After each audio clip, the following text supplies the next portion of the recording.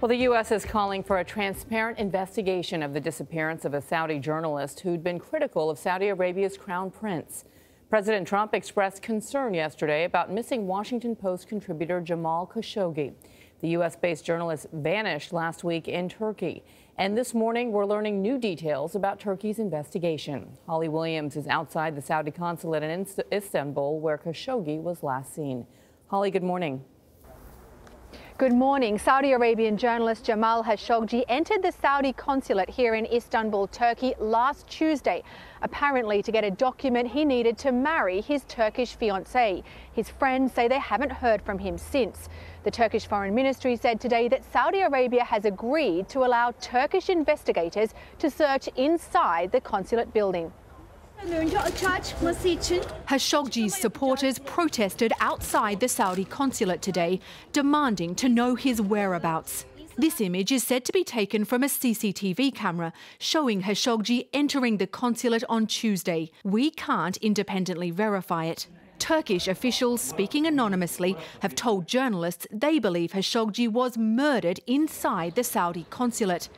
But they've so far provided no evidence, and Saudi Arabia's ambassador to the US has called the claim absolutely false and baseless. In an interview with the Washington Post, Jamal Khashoggi's fiancée said he was worried that something might happen if he entered the Saudi consulate. Fears for his safety had already seen Jamal Khashoggi go into self-imposed exile in the US last year. What worrying me the most is one-man rule. He was an outspoken critic of Saudi Arabia's powerful crown prince, Mohammed bin Salman. He felt he needed to leave Saudi Arabia, where he was specifically ordered to refrain from making any statements on politics of Saudi Arabia. Saudi Arabia's crown prince has launched a series of social reforms in the ultra-conservative Islamic kingdom, including finally allowing women to drive. In an interview with Norah O'Donnell for 60 Minutes, he criticised hardline interpretations of Islam. Are women equal to men?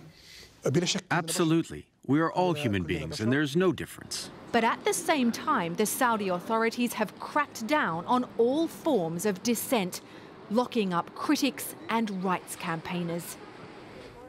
The United Nations Human Rights Office said today that if the reports of Jamal Khashoggi's death are true, it is, quote, truly shocking. Norah. All right, Holly Williams in Istanbul. Thank you, and we will continue to cover this story.